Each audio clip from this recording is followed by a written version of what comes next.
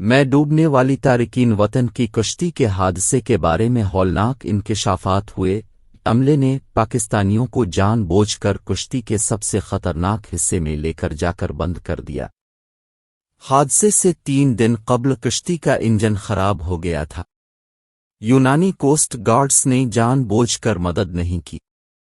برطانوی اخبار دی گارجین نے زندہ بچ جانے والے تارکین وطن کے بیان کے حوالے سے انکشاف کیا ہے کہ پاکستانیوں کو پناہ گزینوں کی کشتی پر چھت سے نیچے لا کر خطرناک حصے میں رکھا گیا، جس کی وجہ سے زیادہ پاکستانی جاں بحق ہوئے۔ لگتا ہے کہ پاکستانی شہریوں کو اس ٹرالر میں شامل کیا گیا ہے جو گزشتہ بدھ کو یونان کے قریب ڈوب گیا تھا، جس میں سینکڑوں مسافروں کی ہلاکت کا خدشہ تھا۔ اخبار کا کہنا ہے کہ زندہ بچ جانے والوں کی طرف سے کوسٹ گارڈز کو دیے گئے بیان، جو لیک ہو گیا، کے مطابق پاکستانیوں کو ڈیک کے نیچے زبردستی لایا گیا۔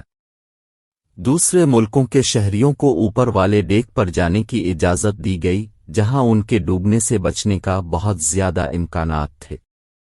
بیانات سے پتہ چلتا ہے کہ خواتین اور بچوں کو کشتی کے نچلے حصے میں بند کر دیا گیا تھا۔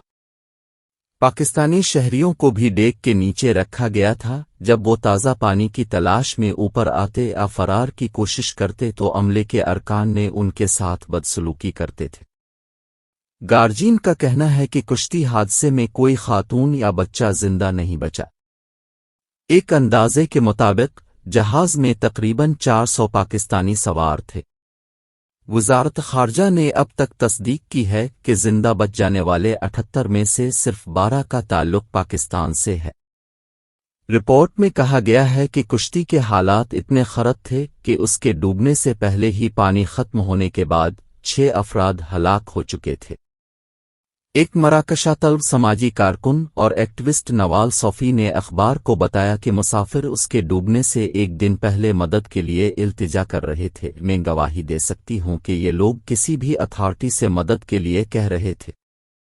یونانی حکام نے اس بیان کی تردید کی ہے اور کہا کہ مسافروں نے کوسٹ گارڈ کو مدد کے لیے کوئی درخواست نہیں کی کیونکہ وہ اٹلی جانا چاہتے تھے۔ کشتی کا انجن ڈوبنے سے 3 دن پہلے ہی فیل ہو گیا تھا، جس سے امکان ہے کہ عملے نے مدد طلب کی ہوگی۔ زندہ بچ جانے والے ایک تارک وطن کا کہنا، ہم نے جمعہ کے دن فجر کے وقت سفر شروع کیا۔ تقریباً 700 افراد جہاز میں سوار تھے۔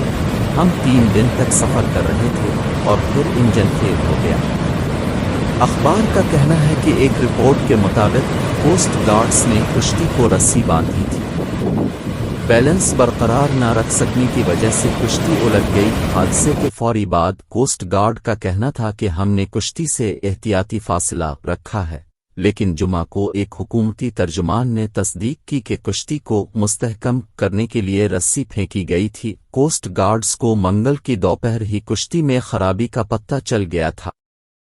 انسانی حقوق کے کارکنوں کا کہنا ہے کہ یونانی کوسٹ گارڈز کو کشتی میں سوار افراد کی مدد کرنا چاہیے تھی۔